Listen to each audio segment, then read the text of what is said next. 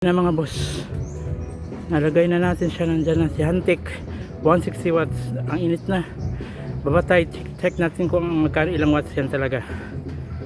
Tingnan nyo ha, sobrang efficient talaga ng ano natin. Itong gamit pala natin ng MPPT ACC Elejoy to na 200 watts step up. Makikita nyo dyan, nasa 5.4 something, diba? 5.5, so meaning 28.8 volts kasi step up to. 28.8 volts yung gamit natin na charging voltage kasi 24 volts yung battery natin. So 28.8 times magkano yung kanina nakita natin, 5.5, so mga nasa 158, 59, 160 watts. Sobrang wala na, yung Hantek na 160 watts yung harvest niya, maabot din ng 160 watts. Base ngayon sa araw na to, sa condition ng araw, sa tutok niya, umabot tayo ng 5.5 amps. So 28.8 times 5.5 amps, 28.8 volts times 5.5 amps, magkano yun? Gamit tayo ng calculator. Wait lang, 28.8 kasi yan ang gamit natin na charging voltage times 5.5 amps kasi yun ang maximum na nakita natin. Nasa 158.4 watts yung harvest natin mga bossing.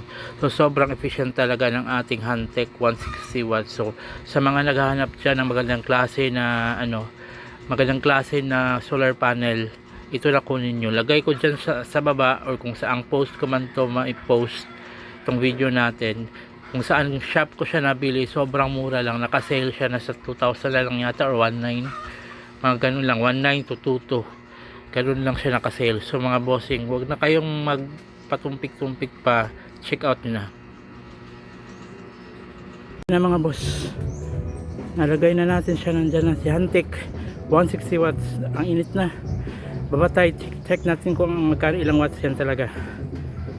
Tingnan nyo ha, sobrang efficient talaga ng ano natin. Itong gamit pala natin ng MPPT ACC Elejoy to na 200 watts step up. Makikita nyo dyan, nasa 5.4 something, diba? 5.5, so meaning 28.8 volts kasi step up to. 28.8 volts yung gamit natin na charging voltage kasi 24 volts yung battery natin. So 28.8 times magkano yung kanina nakita natin, 5.5,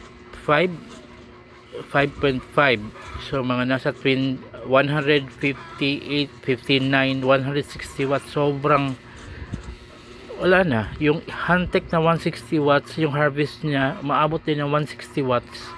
Base ngayon sa araw na to, sa condition ng araw, sa tutok niya, umabot tayo ng 5.5 amps. So 28.8 times 5.5 amps, 28.8 volts times 5.5 amps, magkano yun? Gamit tayo ng calculator. Wait lang, 28.8 kasi yan ang gamit natin na charging voltage times 5.5 amps kasi yun ang maximum na nakita natin. Nasa 158.4 watts yung harvest natin mga bossing.